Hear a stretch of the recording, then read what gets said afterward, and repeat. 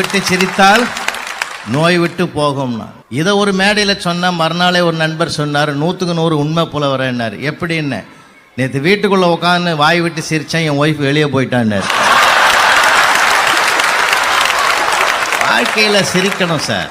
வாழ்க்கை வாழ்வதற்கு அதை உட்காந்து இருக்கிற ஒரு 100 வருஷம் வாழணும்னு வச்சிங்களேன். 100 வருஷத்துக்கு 110 வருஷத்துக்கு கவலையை சுமந்துக்கிட்டு நீ கவலைப்பட்டு என்ன பண்ண போற? கவலையை தூக்கி எறிகின்ற மிகப்பெரிய மருந்து தாங்க சிரிப்பு. வாழ்க்கையில் எல்லாத்தையும் லேசாக எடுத்துக்கணும் சார். தமிழறிஞர் தென்கட்சி சுவாமிநாதன் அவர்களோடு நான் ஒரு 7 ஆண்டுகள் பயணம் பண்ணுவேன். ஓ கிரேட் மேன். நானும் அவரும் சேலம் அம்மாப்பேட்டையில் பேசிட்டு காரில் போகிறோம். இடையில ரோடு வேலை நடக்குது. காரை விட்டு இறங்கி 2 பேரும் போகிற போது நான் கொஞ்சம் பின்னாடி வர்றேன், அவர் கொஞ்சம் வேகமாக முன்னாடி போயிட்டார். உண்மையாக நடந்ததுங்க. அந்த இடத்துல ரோட்டில் ஒரு ஓரமாக பள்ளம் தோன்றான் ஒருத்தன். டெலிஃபோன் ஒயரை உள்ளே எடுத்து போட்டு மூடுறதுக்கு இன்னொருத்தவங்க கூட அன்னைக்கு லீவு போட்டுட்டதுனால வேற ஒருத்தரை வச்சு அந்த வேலையை வாங்கி அன்றைய கூலி அவனுக்கு கொடுத்துள்ளான்னு நினைச்சவன் அட்டையில் ஒரு வாசகம் எழுதியிருந்தான். நான் நின்று படித்து சிரித்தேன். முன்னாடி போனவரை கேட்டார், எதுக்கு சிரிக்கிறேன்னாரு. இப்படி ஒரு வார்த்தை எழுதியிருக்கான். என்ன எழுதியிருக்கான்? கூட இருந்து குழி பறிக்க ஒரு ஆள் தேவைன்னு எழுதிக்கிறான் அப்படின்னு. அவனை கூப்பிடுன்னாரு. அவனை கூப்பிட்டு போய் விட்டேன். 100 ரூபாய் எடுத்து கொடுத்தாரு. என்னங்க தப்பு தப்பாக எழுதிக்கிறான், 100 ரூபா கொடுக்குறீங்களே? சுமார் நம்ம கேட்காமலே பல பேர் நம்ம கூட வரான். அவன் ஒரு ஆளை கேட்டு வாங்குறான்னா அவன் எவ்வளோ பெரிய மனப்பக்குவம் பிரச்சனை இருக்கும். அன்னைக்கு ஒருத்தன் கேட்குறான், ஹலோ உங்களை எங்கேயும் பார்த்த மாதிரி இருக்கு, ஃபேஸ்புக்லையா, ஐசே ட்விட்டர்லையா, வாட்ஸ்அப்லையா? உன் வீட்டுக்கு பக்கத்தில் ஏன் 10 வருஷமாக குடியிருக்கிறேன், கூடவே இருக்கிறேன், எவ்வளோ குமுறி போய்க்கிறான் தெரியுமா? எல்லாத்தையும் எளிமையாக எடுத்துங்கம்மா, சந்தோஷமாக எடுத்துங்க. பாரதியாருக்கு குள்ளச்சாமின்னு ஒரு ஞானி இருந்தார் நண்பரா. பாண்டிச்சேரியில் பார்க்குறாரு. எப்பயுமே குள்ளச்சாமியா ஒரு அழுக மூட்டையை முதுகில் சுமந்துக்கிட்டு வருவார். நானும் பார்க்குறேன், வருஷக்கணக்கில் இந்த மூட்டையை முதுகிலே சுமக்கிற எதுக்குன்னு கேட்டார். நான் வெளியில் சுமக்கிறேன், நீங்கள் உள்ளே சுமக்கிறீங்கன்ட்டு போயிட்டான் அந்த ஆள். எனக்கு மகிழ்ச்சியாக இருக்கும் சார், வாழ்க்கை முழுவதும் மகிழ்ச்சியாக இருக்கணும் சார். ஒன்றும் இல்லை, ஒரு பொங்கலுக்கு 1 கிலோ பச்சரிசி அவங்க அம்மா சொன்ன மாதிரி 1 கிலோ பச்சரிசியும் 1 கிலோ சுகரும் கொடுத்தான் இலவசமாக தான். நான் அதுக்காகவும் போகல, அட்டையில் ஒரு என்ட்ரி வேணுன்றதுக்காக போனேன். முதல் நாள் போனேன், இல்லைன்ட்டான், லோடு வரலன்னா. மறுநாள் போனேன், லோடு வரலன்னா. 3ஆவது நாள் போனேன், லோடு வரலன்னா. 4ஆவது போனேன். இந்த பையன் பாவம், சார் இன்றைக்கும் சுகர் வரல சார், நாளைக்கு ப்ளீஸ். நான் கேட்டேன், 1 கிலோ சுகருக்காடா 4 நாள் நடக்கிறது? என்ன சுகருக்கு நடக்கிறது ரொம்ப நல்லது சார். சார் அந்த பையனுக்கு நான் அவனை பெரிய படிப்பாளி கூட கிடையாது, வாழ்க்கையை எப்படி வாழறதை படித்து வச்சிருக்கான் பார்த்தீங்களா? அதுதான் சார் நமக்கு தேவை. நீங்கள் சொல்கிற மாதிரி சில பேர் அப்படி தான் இருப்பான். நாங்கள் ஒன்றா 20 வருஷத்துக்கு முந்தி வாக்கிங் போவோம். காலையில் எங்கள் ஏரியா ரொம்ப அருமையாக இருக்கும். வாக்கிங் போகிறேன், ஒருத்தன் பார்த்துட்டு கேட்டான், என்ன சுகரா டெய்லி நடக்கிறேன்னா? ஆரோக்கியமாக இருக்கிறதுக்காக நடக்கிறியான்னு. இந்த மாதிரி வேதாந்தம் பேசி வீணாக போனவன் நிறைய பேர் இருக்கிறான், போய் செக் பண்ணி பாரு. வர வர முகம் கூட ஒரு மாதிரி ஆகுதுன்னா. ஒரு பயத்தை தூக்கி போட்டானா. அங்கேருந்து வீட்டுக்கு வந்தேன், என் ஒய்ஃபை பார்த்து கேட்டேன், என்னம்மா என் முகம் ஒரு மாதிரி? நானே சொல்லலாம் தான் இருந்தேன். நான் கேட்டாக்கா நீ இப்படிலாம் வில்லங்கமாக கேட்குறியான்னு எதையாவது சொல்லுவேன்னு நான் பயந்து இருந்தேன். எனக்கு கூட அப்படி தான் தெரியுதுன்னா போச்சா, அதிர்ச்சி கூடி போச்சா. ராத்திரிலாம் தூக்கம் வராத, காலையில் போய் பிளட் சுகர் எம்டி ஸ்டமக்கில் கொடுத்தான். அவன் டெஸ்ட் பண்ணி பார்த்துட்டு 240 ரூபா இருக்குதுன்ட்டான். 2 நாளாக வாக்கிங் போகல. 3ஆவது நாள் போகிறேன், மேற்படி ஆள் காட்டான் பாருங்க, கரெக்டாக இன்னும் நோட் பண்ணி நிற்கிறான். என்ன டெஸ்ட் பண்ணியா? விட மாட்டான். டெஸ்ட் பண்ணியா? நான் பண்ணம்பா. எவ்வளோ இருக்குது? 240. நான் சொல்லலை, எனக்கே இருக்கும்போது உனக்கு இல்லாமல் இருக்குமாயா? நான் அதனால நான் என்ன அவன்கிட்ட கோவப்பட்ட போக முடியும் இல்லை. ஒரு ராஜா என்ன பண்ணாராம், ஒரு ராஜா ஒரு மனிதன்கிட்ட சொல்லியிருக்கிறாரு, இவனுக்கு நல்லா 3 வேளையும் சாப்பாடு போடு, கொழுன்னு இருக்கட்டும், ஆனா இவனுக்கு வெயிட்டே கூடக்கூடாது. அந்த மாதிரி நீ வச்சிருந்தீங்கன்னா உனக்கு ஒரு 10,000 பொற்காசு கொடுக்குறேன்னு இருக்கிறாரு. அப்ப என்ன பண்ணிருக்கிறான், அது கேட்டவன் அதே மாதிரி நல்ல 3 வேளையும் நல்ல மட்டன் சிக்கனோட நல்ல சாப்பாடும் போட்டு அவனுக்கு வெயிட்டும் ஏறாமலே வச்சிருந்துக்கிறான். 31ஆவது நாள் எடை போட்டா அதை விட 1 கிலோ குறைவாதாங்கிறான். ஆனா ராஜ சாப்பாடு சாப்பிட்டு எப்படி இவன் 1 கிலோ குறைவாகிறான்னு கேட்டதுக்கு, சிங்கத்து கூண்டுக்கு பக்கத்துல தான் படுக்க வச்சேன். ராத்திரில படுக்கும்போது ஒரு வார்த்தை சொன்ன, கூண்டு பூட்டலன்னு சொல்லியிருந்தேன். அந்த பயத்தையே இவன் இழைச்சு போட்டான். மனிதனை இழைக்க வைக்கிறது அச்சம். அதனால்தான் பாரதி சொன்னா அச்சம் தவிர் அப்படின்னா. பயம் உண்மையில சார், அச்சப்படுபவதும் ஆச்சரியப்படுவது ரெண்டும் வளர்ச்சிக்கு தடை. அச்சப்படக்கூடாது, ஆச்சரியப்படக்கூடாது. நீங்க ஆச்சரியப்பட்டீங்கனாலும் போச்சு, அச்சப்பட்டாலும் போச்சு. நம்ம வெளியே வளர முடியாது. அதனால தான் சொல்றேன், அந்த மாதிரி கேரக்டர் எல்லாம் நம்ம தெரிஞ்சு வச்சுக்கிட்டு அப்படியே நம்ம கொஞ்சம் ஒதுக்கி வைக்கணுங்க. சில பேர் வார்த்தைகளாலே நம்மளை கொண்டுடுவான். கேரக்டர் நீங்க புரிஞ்சுக்க முடியாது, அப்படித்தான் இருப்பாங்க. அதை நம்ம வேறு விதமா சரி இவனோட நம்ம பழகினா இவங்கிட்ட தோல்வியிலிருந்தும் ஒரு பாடத்தை கற்கலாம், வெற்றியிலிருந்தும் ஒரு பாடத்தை கற்கலாம் அப்படின்னு நம்ம நினைச்சிட்டு போயிட்டே இருக்க வேண்டியதுதான். ஏன்னா எங்க சப் கலெக்டர் ஒருத்தர் தாம்பரத்தில் இருந்தாருங்க, அவர் ரிட்டையர் ஆயிட்டார். ரிட்டையர் ஆன உடனே சமையல்காரர்கிட்ட சொன்னாரு, நேத்து வரைக்கும் நான் முழு சம்பளம் வாங்கினேன்டா, ராஜ சாப்பாடு சாப்பிட்டோம், வடை பாயசம் கூட்டு பொரியலோட சாப்பிட்டோம். இன்னையிலிருந்து நான் ரிட்டையர் ஆயிட்டேன், எனக்கு பென்ஷன் பணத்தை வச்சுதான் நம்ம சாப்பிடணும். அதனால ஒரு நாளைக்கு வத்த குழம்போட நிறுத்து, ஒரு நாளைக்கு மோர் குழம்பு, ஒரு நாளைக்கு பருப்பு துவையல், ஒரு நாளைக்கு வெறும் ரசம், இதோட வச்சு ஏற கட்டு நம்ம வாழ்க்கையை ஓட்டிக்கலான்னாரு. அதே மாதிரி செய்யறேன்னு சொல்லிட்டு போயிட்டான் இவன். ஆனா 2 மாசமா எப்பயுமே இவர் சாப்பிட்ட பிறகுதான் அவன் சாப்பிடுவான். 2 மாசமா போச்சுங்க. ஒரு நாள் இவர் போய் அவன் சாப்பிடும் போது உள்ள போயிட்டார், அவன் வடை பாயசம் கூட்டு பொரியலோட சாப்பிட்டுங்கிறான். என்னடான்னாரு, நீ தான் ரிட்டையர் ஆன, நான் இன்னும் ரிட்டையர் ஆகலையான்னா. அந்த விதி உனக்கு தான் பொருந்தோம்னா. இப்ப சட்டம் கூட ஆளாளுக்கு அவங்கவுங்களுக்கு ஒரு தர்மம் ஆகி போச்சு இல்லையா? தானம் தர்மம் நாங்க பெரியவங்க, நமக்கு தானம் வேற தர்மம் வேற. தானம் என்பது கேட்காமலே கொடுக்கறது. அதனாலதான் லயன்ஸ் கிளப்ல கண் தானம் ரத்த தானம்ன்றான். கேட்காம கொடுக்கறது தானம், கேட்டு கொடுக்கறது தர்மம் இல்லையா? கேட்டு கொடுக்கறது தர்மம். அதனாலதான் தமிழ்ல ஒரு எழுத்து, அழகான எழுத்து இருக்குது, உயிர் உள்ள ஒரு எழுத்து இருக்குது, ஈன்னு பேரு. உள்ளே ஒரு புள்ளி, வெளியில ஒரு புள்ளி. ஏன் அந்த எழுத்துக்கு மட்டும் 2 புள்ளி வச்சான்? உள்ளே இருப்பதை வெளியிலே கொடுன்றதை எழுத்து வடிவத்திலேயே விளக்கக்கூடிய ஒரு அழகான மொழி நம்ம மொழி. ஈனா கொடுன்னு அர்த்தம். அதனால அந்த மாதிரி ஒரு பண்பு முடிஞ்ச வரைக்கும் நம்ம உதவுவோம், நம்ம முடிஞ்ச வரைக்கும் செய்வோம். வார்த்தைகளாலும் சொல்லலாம். இதோ அங்க போனீங்கன்னா கிடைக்கும்னு சொன்னாலும் கூட அது மிகப்பெரிய தர்மம் தான். அதனால இன்னைக்கு நம்ம அந்த ரசனை இன்னொருவரோடு பகிர்ந்து கொள்வது மிகப்பெரிய கொடை, மிகப்பெரிய தர்மம். அடுத்தவர் நாமும் சிரிப்போம், நாம் மற்றவங்களையும் சிரிக்க வைப்போம்.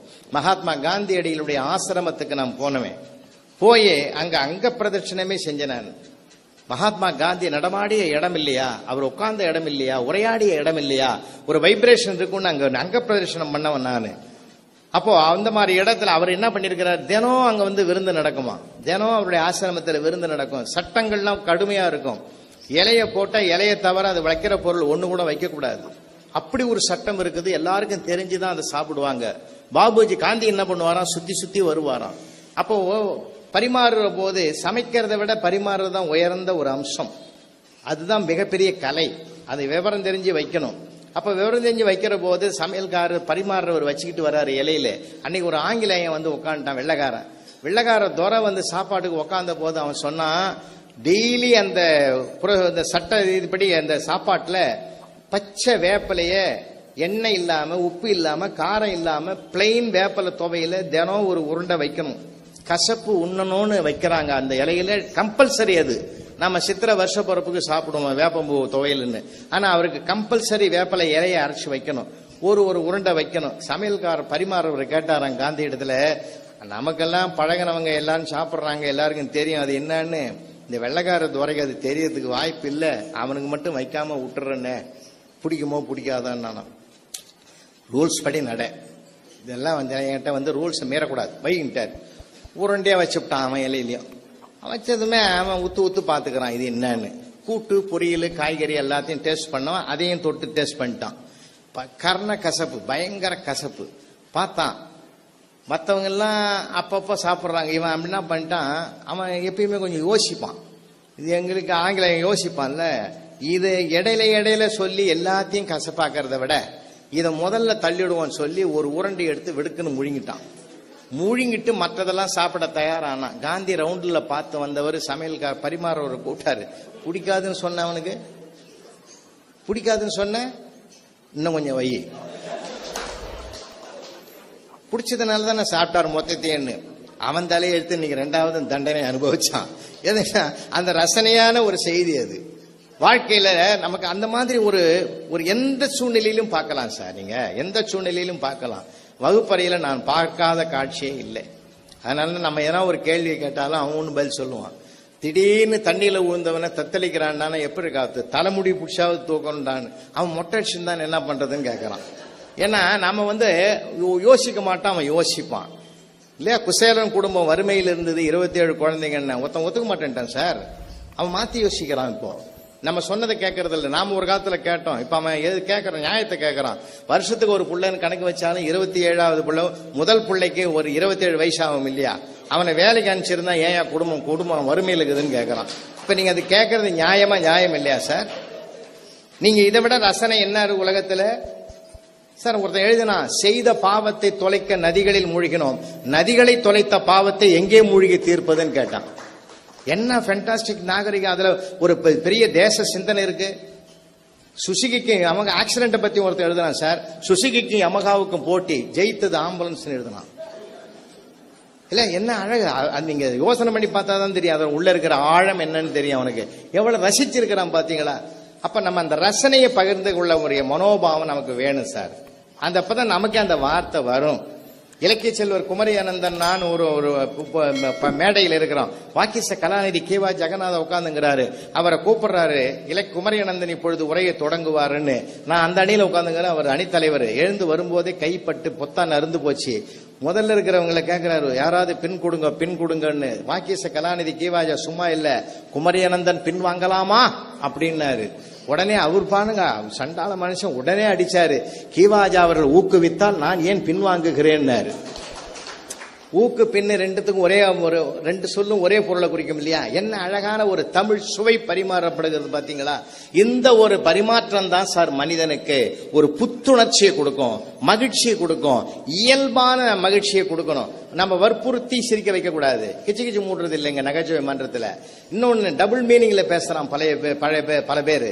அரசியல் கலப்பை தாக்குறான். வேண்டாம் சார், அங்கதமும் வேண்டாம், டபுள் மீனிங் நமக்கு வேண்டாம். உள்ளதை உள்ளபடி இயல்பாக நாம் பேசி பழகி மகிழ்ந்தாலே வாழ்க்கை மிக மிக அருமையான பயணமா இருக்கு. நம்முடைய எண்ணங்கள் தான் எல்லாத்துக்கும் காரணம். எண்ணங்கள் தான் சொற்களாகிறது, சொற்கள் தான் செயல்களுக்கு காரணமாகிறது. அதனாலதான் சுவாமி விவேகானந்தர் சொன்னார், எண்ணம் சொல் செயல் ஒரு நேர்கோட்டில் வரணும்னு. அதனாலதான் இங்கிலாந்து பயணம் பண்ணும் போது ஏர்போர்ட்ல நிக்கிறாரு.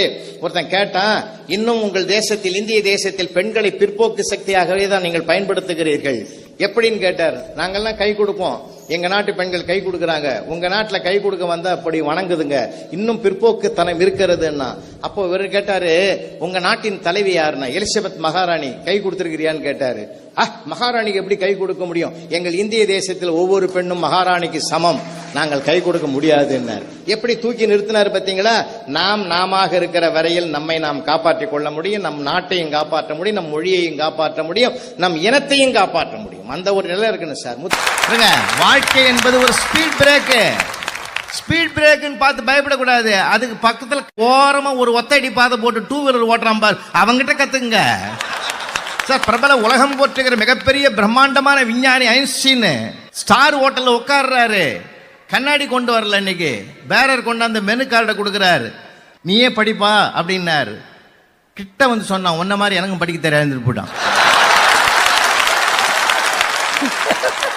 எனக்கு மட்டும் சிரிக்க தெரியவில்லை என்றால் நான் எப்பொழுதோ தற்கொலை செய்து கொண்டிருப்பேன் என்று சத்திய சோதனையிலே அண்ணல் காந்தியடிகள் கருத்தை தெரிவிக்கிறார் என்றால் வாழ்க்கையில் எல்லாருக்கும் வேணுங்க. இந்த கல்யாண மாலை மூலமாக உலகத்து பெற்றோர்களுக்கு நான் ஒரு செய்தியை பணிவோடு சொல்லுகிறேன். இன்னைக்கு என்ன வாழ்க்கையில பெரிய போராட்டம், என்ன டென்ஷன், என்ன ஒரு சிரிப்பை மறக்க வைக்கக்கூடிய பெரிய நிலை எது தெரியுமா? அந்த காலத்தெல்லாம் 10 பிள்ளைங்க 12 பிள்ளைங்க ஐயா சொன்ன மாதிரி கூட்டு குடும்பம் இருந்தது. ஆனா இன்னைக்கு இல்ல. என் பெரியப்பாலாம் கூட 16 பசங்க, கள்ளங்கபடம் இல்லாத மனுஷன் அவரு. 16 பெற்று பெருவாழ்வு வாழ்கின்றது நிறைவேற்றின மனுஷன் அவரு. குடும்ப கட்டுப்பாடு நோட்டீஸ் கொடுக்குறவன் என் வீட்டுக்கு கொடுக்காம போட்டான் சார். என் பெரியப்பா கோவம் வந்து கூப்பிட்டுனாடா அவனார். நான் ஓடி போய் கூட்டாந்து விட்டேன். ஏன் என் வீட்டுக்கு நோட்டீஸ் கொடுக்கலன்னாரு. வீடாது நான் ஸ்கூல் வச்சு நடத்துறேன்ட்டான். அது அந்த காலம் ஒரு மகிழ்ச்சி. ஆனா இப்போ வச்செல்லாம் ஒரு பொண்ணு ஒரு புள்ள வச்சுக்கிட்டு என்ன பண்றோம் நம்ம? ஒரே நோக்கம் என்ன தெரியுமா பெற்றோர்களுக்கு? கோடிக்கணக்கான பெற்றோர்களை இன்றைக்கு நான் சொல்வதை தயவு செஞ்சு பணியோடு கேளுங்க. மார்க் என்று தானே அவனை துன்புறுத்துறீங்க. அவனுடைய மனித தன்மையை எப்பொழுது பார்க்க போகிறீர்கள்? அவனே சிரிக்க விடாம பண்ணிட்டீங்களா? அவன் கூட ஸ்கூலுக்கு போய் வரான். முதல் நாள் ஸ்கூலுக்கு போய் வந்தான், என்னடா சொல்லி கொடுத்தாங்கன்றான், சைலண்ட். நொந்து போய்கிறானே, சிரிக்க விடுங்கய்யா, பிஞ்சி சிரிக்கட்டுமே. நான் ஒண்ணு கேட்கிறேன், ரொம்ப மார்க் எடுத்துட்டானா நிறைய பேர் துள்ளி குதிக்கிறாங்க. எதுக்கு? பின்னாடி எல்லாம் வெளிநாட்டுக்கு போடுவான். மார்க் ரொம்ப குறைவா வாங்குறாங்க, சந்தோஷமா இருக்கு. அவன் கூடவே இருப்பான். சார், நாங்க 36 வருஷம் ஆசிரியராக இருந்தவன். என்னிடத்தில் படித்த ஒரு மாணவன் 10ஆம் வகுப்பு முடித்து 12ஆம் வகுப்பு முடித்து பட்டதாரி ஆகி பிற்பாலத்தில் IAS எழுதி பாஸ் பண்ணி மாவட்ட கலெக்டராக வந்துட்டான் சார். அதே கிளாஸ்ல 10th அதுக்கு மேல போக முடியல, குடும்ப சூழ்நிலை காரணமாக படிக்க முடியாத நிலையில இருந்தவன் டிரைவிங்ல கத்துக்கிட்டு டிரைவிங் லைசன்ஸ் எடுத்து அவனும் பதிவு பண்ணியிருந்தான். ஒரே நாள்ல ஒரு மாவட்டத்தில் அவர் மாவட்ட கலெக்டரா வர்றான். ஒரு கிளாஸ்ல படிச்சவன் இன்னொருத்தன் அந்த ஜீப் ஓட்டுற டிரைவரா வரான். சார், நீங்க வித்தியாசம் பார்ப்பீங்க, இது நியாயமானு கேட்பீங்க. ஆனா நான் அப்படி பார்க்க மாட்டேன். மாவட்டத்தின் பாதுகாப்பு அந்த கலெக்டர் கிட்ட, கலெக்டரின் பாதுகாப்பு டிரைவர் கிட்ட. சார், எல்லாத்திலையும் உயர்வு இருக்குதுங்கிற நானு. இப்ப நான் என்ன நினைக்கிறேன் தெரியுமா? மார்க் வாங்கணும். அதே ட்ரெண்டில் என்ன பண்ணிட்டான், கோழி பண்ண வச்சிருந்த ஒரு ஆளு ஏன் இந்த பசங்களுக்கு போட்டு காலையில் 4 மணிக்கு எழுப்பி சாயந்தரம் வரைக்கும் அதுக்கு இடையில சாப்பாடு கொடுத்து அதை கொடுத்து இதை கொடுத்து படுறான்ற மாதிரி இந்த கோழிகளையும் வளர்த்தா என்னன்னு ஒரு முடிவு பண்ணி மொத்த கோழிக்கு என்ன பண்ணா, நிறைய ஒரு ஒப்பந்தம் பண்ணா, நிறைய சாப்பாடு கொடுக்குறேன், உங்களுக்கு சத்துணவாக கொடுக்குறேன், டெய்லி ஒரு முட்டை போடணும், 7 நாளைக்கு 7 முட்டை போடணும். அதே மாதிரி போட வச்சான். ஆனால் ஒன்று மட்டும் வாரத்துக்கு 4 தான் போடுது. அதெல்லாம் முடியல. ஒரு ஒப்பந்தம் பண்ணா, இதில் எந்த கோழி 7 நாளைக்கு 7 போடலையோ நான் பிரியாணிக்கு அதை கொடுத்துருவேன்னா, இந்த 4 போட்ட அந்த கோழிக்கிட்ட வந்து உன்னை பிரியாணி கொடுத்துருவான்னா கண் கலங்குச்சான். ஏன் எல்லா கோழியாலும் போட முடியுது, உன்னால ஏன் முடியல? நான் சேவலையா? எனக்கு இதுவே அதிகம்.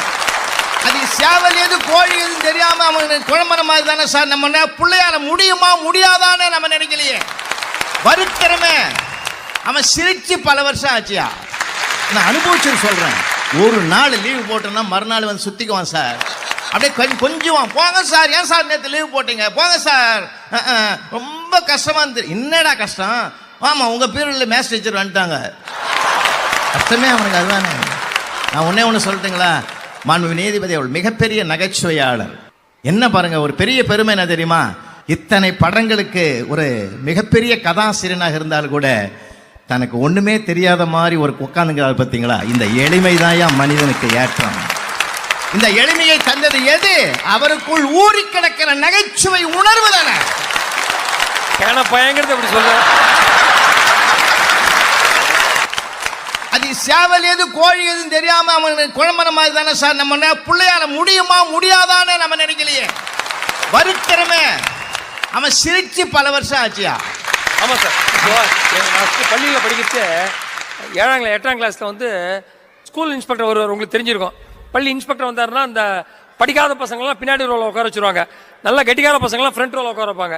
என் ஃப்ரெண்டு ஒருத்தன் தண்டபாணின்னு ஒருத்தன், அவன் நிஜமாவே தண்டபாணி தான். அவன் வந்து இப்போ கடைசி ரோல உட்கார வச்சிட்டார். வந்த இன்ஸ்பெக்டர் வந்து புக்கு அதுக்கு ஸ்பெல்லிங் கேட்டார். தண்டபாணி எழுந்தான். இவருக்கா டீச்சருக்கு அடிவயத்தை பெற்றது, இவனை போய் கேட்டிருக்காருன்ட்டு. பி அப்படின்னா அப்படின்னா ஓ ஓ இக்கு அப்படின்ட்டான். விவோவோ இக்கு புக்குன்ட்டான். வாத்தியாருக்கு சிரிப்பு வந்து, எல்லாரும் சிரிப்பு வந்துருத்து. பயந்தாரானா வாத்தியார், இது ஏதாவது தப்பா? இன்ஸ்பெக்டர் சொன்னார், தங்கலீஷை கண்டுபிடிச்சது தண்டபாணி தான் அப்படின்னாரு. தொலைக்காட்சியில நிறைய சீரியல் வருது. அதுல ஒரு அருமையான சீரியல், இந்த வம்சன் ஒரு சீரியல் பார்த்துருப்பீங்க. ஒய்ஃபு, என்னுடைய மகள், என்னுடைய மருமகள் எல்லாம் ஒன்றா உட்காந்து பார்ப்பாங்க. அதில் ஒரு ஒற்றுமையாக இருக்கும். ஆனால் அந்த சீரியலை மட்டும் என் மருமகள் ரொம்ப ஆர்வமாக பார்க்கும். நான் எப்பயுமே பார்த்தீங்கன்னா டிவி பார்க்க மாட்டேன், சேரை போட்டுக்கிட்டு அங்கே பார்க்குறவங்கள பார்ப்பேன். ஏன்னா அவங்க பார்க்கறது சீரியல், நான் பார்க்கறது சீரியல்.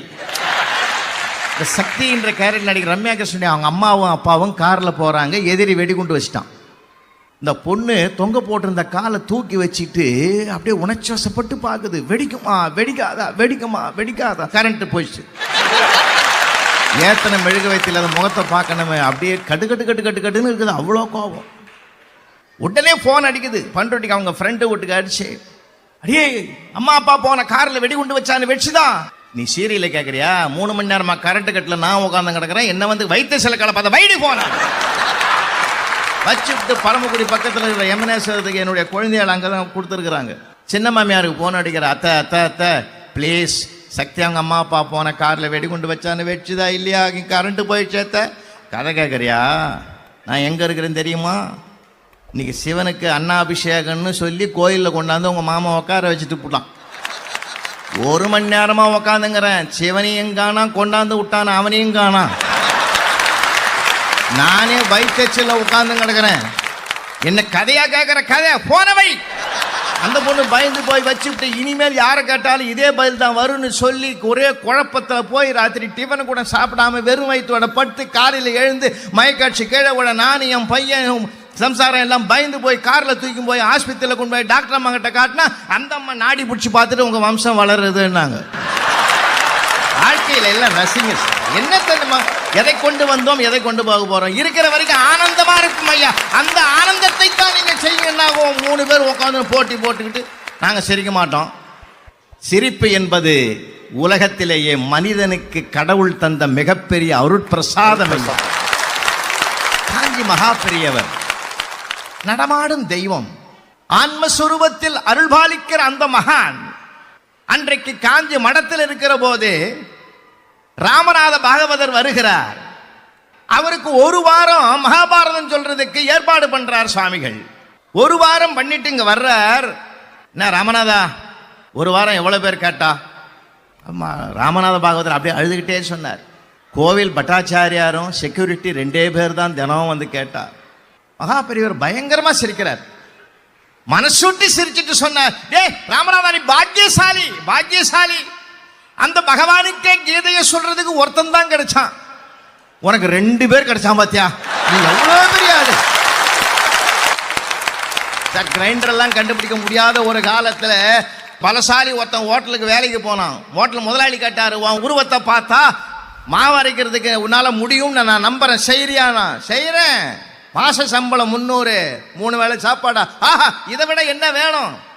அப்படியே மாவு அரைச்சி ஒண்ணுமில்லை, அது மாவை எடுக்கும் போது எனக்கு காட்டு, வேற ஒண்ணும் பண்ண வேணாம், அவ்வளவுதானே. கொண்டு வந்து காட்டினா தொட்டு பார்த்தாரு முதலாளி, வெண்ணெய் மாதிரி அரடான்னாரு, போயிட்டான். மறுநாளும் கொண்டாந்து காட்டினா வெண்ணெய் மாதிரி அரடான்னாரு, போயிட்டான்.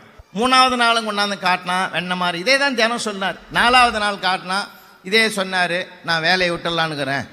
ஏன்டா 4 நாள் தான் ஆச்சு, அதுக்குள்ளே உனக்கு ஏன் அந்த சலிப்புன்னாரு. நீ 3 நாள் சொன்ன, அதில் நியாயம் இருக்குது. இன்னைக்கு 4வது நாள் நான் வெண்ணையே கொண்டாந்து காமிக்கிறேன், நீ இதையும் தொட்டு பார்த்துட்டு வெண்ணெய் மாதிரி ஆடலான்னா உனக்கு குறையதான் பார்க்க தெரியுமே தவிர நிறைய பார்க்க தெரியாது. மாண்பு நீதிபதி அவர்களே, நான் ஒரு தடவை ஜெயிலுக்கு போனேன். தப்பாக பார்க்காதீங்கய்யா, பேசுறதுக்கு தான். ஒரு 200 ஆயுள் கைதிகளை ஒன்றா உட்கார வச்சு 1 மணி நேரம் நான் ஸ்டாப் ஹியூமரை பேசிகிட்டு இருக்கேன். அதில் ஏதோ 1ஆம் கிளாஸ் என் கூட பட்சம் உள்ளகிறான்னு எனக்கு தெரியாது. அவனை நன்றி சொல்ல கூப்பிட்டாங்க. அவன் சொன்னான் பாரு, புலவர் ராமலிங்க சிரிக்க சிரிக்க பேசினார், இவர் வாழ்நாள் பூரா எங்கள் கூட இருந்தால் நல்லா இருக்கும்னா.